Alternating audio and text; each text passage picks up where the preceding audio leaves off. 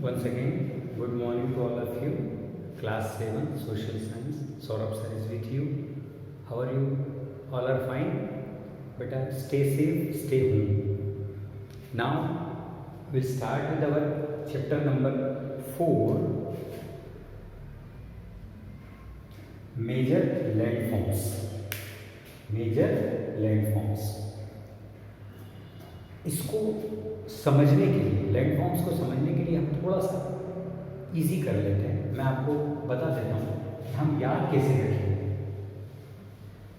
जैसे हम हिंदी में लिखते हैं लाभ, है ना, पढ़ा होगा आपने, शुभ लाभ लिखते हैं ना, लाभ।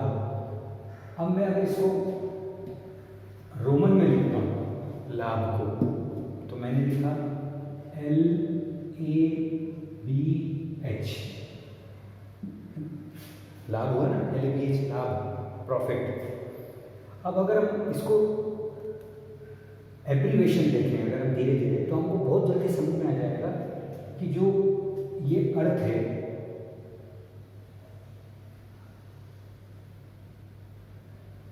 दिस इज द ग्लोब, है ना, model of the earth, north पोल,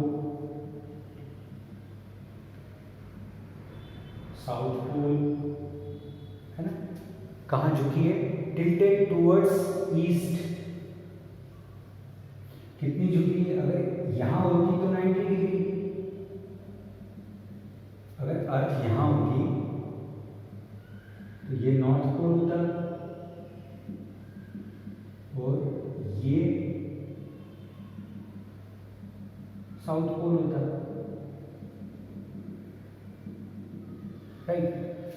ये वाला नॉर्थ पोल होता और ये साउथ पोल होता, लेकिन अर्थ झुकी हुई है टूवर्ड्स ईस्ट, तो ये तो 90 डिग्री, ये पूरा, लेकिन ये झुकी हुई है, मतलब ये एंगल कितना बन रहा है, 66 and half degree, right, 66 and half, झुकी हुई कितनी है, 23 and half degree towards east झुकी हुई है। अब इसके ऊपर क्या क्या है, तो इसके ऊपर लाभ है, अर्थ के ऊपर क्या है, लाभ। L for land. अब लैंड में आपने देखा, आपके पास डिफरेंट लैंडफॉर्म्स हैं, हमारा चैप्टर आ गया मेजर लैंडफॉर्म्स। लैंड के अलग अलग फॉर्म्स हैं, लैंड मतलब जमीन, फॉर्म मतलब स्वरूप, अलग अलग स्वरूप है। कैसे? कहीं मेरे पास प्लेन है, कहीं उससे थोड़ा ऊपर प्लेट्यू है, कहीं हिल्स है, कहीं माउंटेन्स हैं, कहीं वैली है ना, कहीं सॉलिड रॉक है, कहीं कॉन्सोलिडेटेड रॉक है, कहीं लूज रॉक है। तो ये जो अलग अलग मैंने आपको नाम लिए ना, ये हैं तो सब लैंड के फॉर्म्स, लैंड के रूप है, जमीन के रूप। इसलिए हमारा चैप्टर है मेजर लैंड फॉर्म्स। मतलब मेजर मतलब बड़ा, ज़्यादा, स्वरूप किसका, पृथ्वी का। तो L for land, A for, very good, you know, A for air, air means atmosphere. अगर आप ध्यान से देखें तो A से हम क्या बना सकते हैं, एयर, और A से हम बना सकते हैं atmosphere. Atmosphere, what is atmosphere? Earth के ऊपर हमारा जो वातावरण है वो एटमोस्फियर कहलाता है ना। कहाँ तक एयर है, फिर ऑक्सीजन खत्म हो जाती है ना, अलग अलग जोन है। तो ये हो गया A for atmosphere. B bio, जिसको आप बोलते हो लाइफ, बायोस्फीयर।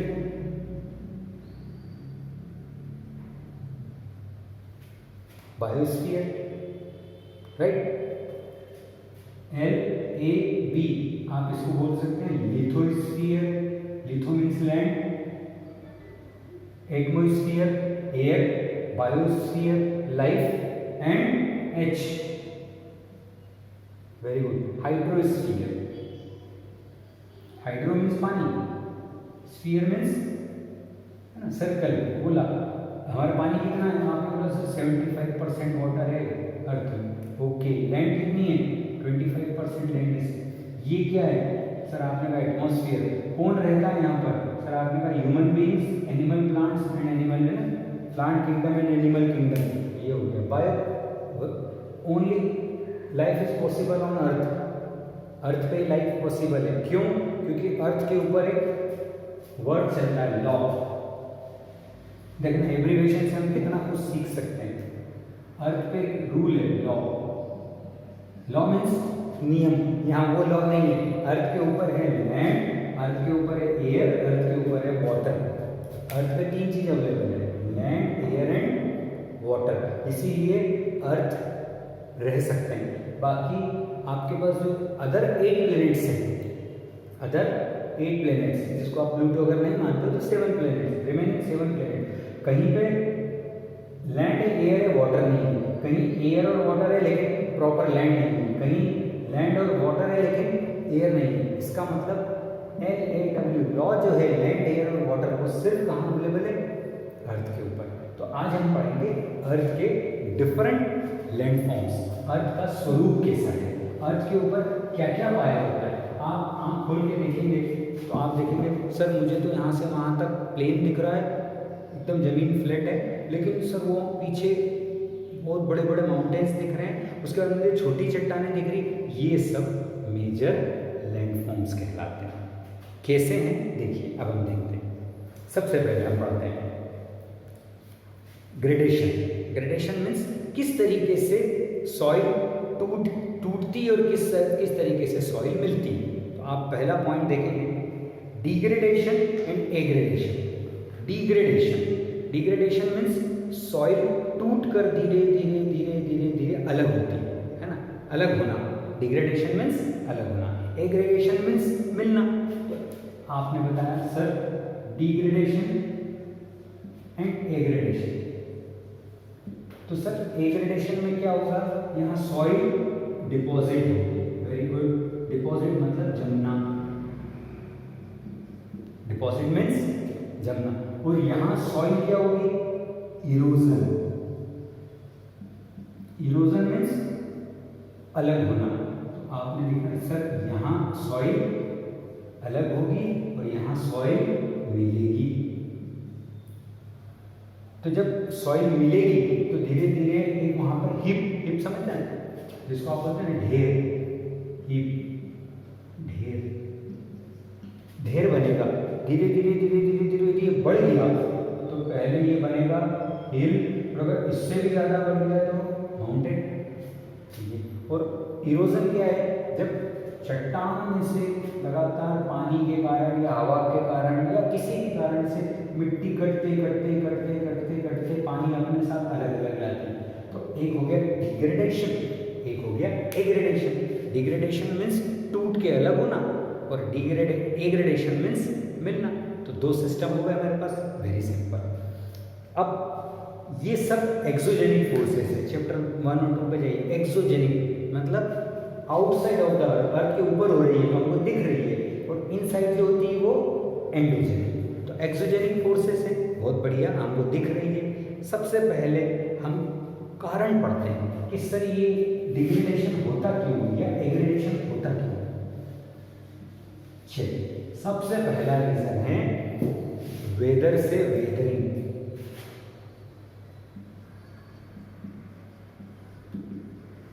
वेदरिंग सबसे पहला रीजन है, वेदरिंग। चलिए, weathering depends on climatic condition and basically involves disintegration of decay of soil और solid rock. Simple, weathering depends on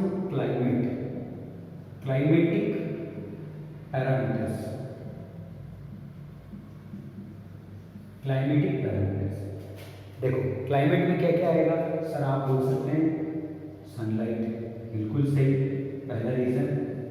sir climate में आएगा air, very good. Sir climate में आएगा rainfall, water, very good.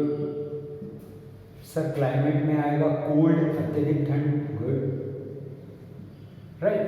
तो अगर जब भी हम वेदरिंग की बात करेंगे, वेदरिंग जो क्लाइमेट की वजह से डिसइंटीग्रेशन, टूट के अलग हो रही है, तो सबसे पहले हम पढ़ेंगे the weathering of rocks can occur through physical forces. Weathering means जब मौसम की वजह से एक जो रॉक है वो टूट के धीरे धीरे धीरे अलग हो रही है, वेदरिंग हो रही है ना, या तो फिजिकल फोर्सेस है दिख रहा है हमको, केमिकल फोर्सेस है, कोई प्रोसेस हो रही है, एक्शन हो रही है, बायोलॉजिकल फोर्सेस है, ह्यूमन की वजह से या प्लांट्स की वजह से या जानवरों की वजह से धीरे धीरे धीरे धीरे जो चट्टान है वो उतरती जा रही है, छोटी होती जा रही है, टुकड़े होते जा रहे हैं। तो अब हम पढ़ते हैं इसमें टाइप्स ऑफ वेदरिंग। वेदरिंग का सबसे पहला टाइप हम पढ़ेंगे फिजिकल वेदरिंग। पहला टाइप क्या है? Physical weathering. फिजिकल मतलब जिसको हम देख सकते हैं, टच कर सकते हैं, physical weathering. What is physical weathering? It refers, इसका मतलब होता है, it refers to geological disintegration of rocks without any change in their chemical composition because of temperature, water and frost are the main factors which are responsible for physical weathering. बड़ा simple है। ये चट्टान है, rock, ये पिछले 5 लाख साल से खड़ी हुई है। 5 लाख, अब 5 लाख साल से ये हर साल इसके ऊपर पानी गिरता है, राइट? रोज धूप गिरती है, राइट? रोज कभी ठंड पड़ती है, कभी गर्मी पड़ती है, धीरे धीरे इनमें बेटा क्रेक्स आने शुरू हो जाते हैं। अब देखा चट्टानों में क्रेक्स आते हैं, right?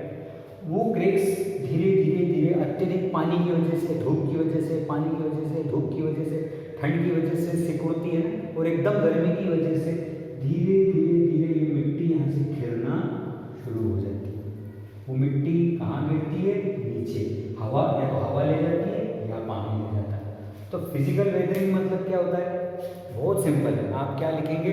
Due to temperature, due to water और ड्यू टू फ्रॉस्ट या कोल्ड और main factors which are responsible for physical weathering, जिसकी वजह से क्रैक्स होते हैं और धीरे धीरे धीरे मिट्टी गिरना शुरू हो जाती है। For example, waves crashing against a rocky shoreline and slowly breaks a part of rocks into small pieces. बहुत बढ़िया। आपने समुद्र के किनारे में देखा होगा, इसका एग्जाम्पल है, समुद्र के किनारे पे कुछ चट्टानें होती है ना, ये समुद्र शोर बोलते हैं उसको, सी शोर, सी शोर। ये समुद्र, ये रेती है ना, ये समुद्र का पानी है।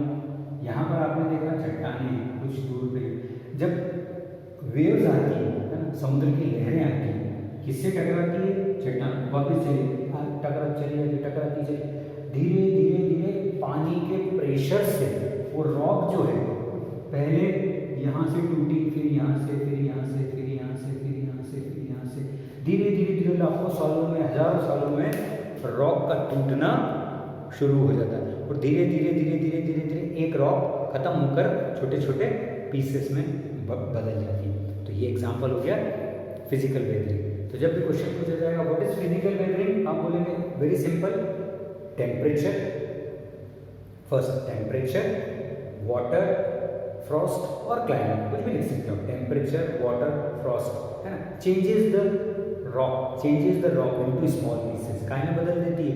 बड़ी सी चट्टान को छोटे छोटे टुकड़ों में, दैट इज फिजिकल वेदरिंग। चलिए, हो गया हमारा फिजिकल वेदरिंग, जो हम आंखों से देख रहे हैं, हमारे आंखों के सामने छोटे छोटे टुकड़े हो रहे हैं। हर 2 मिनट में वेव्स आती है, चट्टान पे टकराती है, जाती है, आती है, टकराती है, जाती है। तो आना जाना टकराने में धीरे धीरे धीरे धीरे उसमें क्रैक्स होना शुरू हो जाते हैं। क्रैक्स होने के बाद छोटे छोटे टुकड़ों में बदलती है और ज़मीन पे पानी के साथ आना शुरू हो जाता है। अब केमिकल, पहला हो गया फिजिकल वेदरिंग, दूसरा हम ले रहे हैं केमिकल। देखो, word itself has a meaning, कोई ना कोई केमिकल रिएक्शन होती होगी या कोई एक्शन होती होगी। जैसे chemical weathering changes the mineral into rock, mineral को काय में चेंज हो रहा है? रॉक में, mineral into the composition of rock. Air, water are the main agents of chemical weathering, जैसे dissolved carbon dioxide in rainwater and moist air from carbonic acid which reacts with mineral in rocks, caves form in this manner. Simple. हवा में carbon dioxide, oxygen है, हवा ये पानी में मिल रही है क्योंकि हवा पानी से टच होती है, पानी में। कार्बन डाइऑक्साइड किसमें मिली? पानी में। जैसे पानी में मिली और ये चट्टान से टकराई, वही पानी चट्टान से टकरा है, इस चट्टान में जो मिनरल होंगे, कुछ एक मिनरल, वो मिनरल कार्बोनेटेड वाटर की वजह से, मतलब वो वाटर जिसके अंदर कार्बन मिले, कार्बोनेटेड वाटर की वजह से इसके अंदर टुकड़े होना शुरू हो जाते हैं, केमिकल चेंज होना शुरू हो जाता है ना। आपने देखा होगा कि आप नया कूलर लेके आते हैं, बाहर रखते हैं, 15 दिन 1 महीने के बाद उसमें जंग लग जाता है। कैसे जंग लगा? ये केमिकल रिएक्शन है। क्यों? क्योंकि हवा में नमी थी, हवा में पानी था। हवा किससे टकराई? कूलर से। कूलर लोहे से बनाए, लोहे ने हवा को तो छोड़ दिया, लेकिन हवा की जो नमी है उसको पकड़ लिया। It is rusted. Rusted means जंग लगना, तो जंग लग गया। तो ये केमिकल रिएक्शन होती है। फिर से अब मैं पढ़ूंगा तो आपको समझ में आ जाएगा। Very simple. Air and water are the main agents of chemical. Chemical के 2 मेन एजेंट एयर और वाटर। एक जैसे एग्जांपल दिया है, dissolve carbon dioxide. Carbon dioxide किसमें थी? एयर में। एयर किससे मिला? पानी से। तो पानी में कार्बन डाइऑक्साइड घुल गई, डिजॉल्व हो गई। डिजॉल्व मतलब घुलना, घुल गई। तो जो डिजॉल्व कार्बन डाइऑक्साइड वाटर है, जो रेन वाटर है, वो moist air forms carbonic acid. वो क्या बनाता है? Carbonic acid. अब ये पानी कौन सा हो गया? कार्बोनिक एसिड वाला। और ये पानी जो कार्बोनिक एसिड में बदल चुका है, ये पानी जब चट्टान पर टकराता है तो चट्टान के अंदर कुछ मिनरल होते हैं, कुछ पदार्थ होते हैं, जैसे क्या एल्यूमिनियम है या लोहा है, तांबा है, पीतल, जो भी, वो इस कार्बोनिक एसिड वाले पानी से रिएक्शन करता है और धीरे धीरे धीरे टूटना शुरू हो जाता है। तो पहली फिजिकल, दूसरी केमिकल, तीसरी बायोलॉजिकल। बायो मीन्स लाइफ, मैंने आपको पहले भी बताया, बायो मीन्स लाइफ। अब हम पढ़ते हैं बायोलॉजिकल। बायोलॉजिकल वेदरिंग क्या होती है?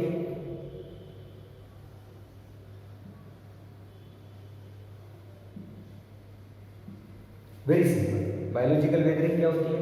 Biological weathering, plants, trees, animals contribute to weathering.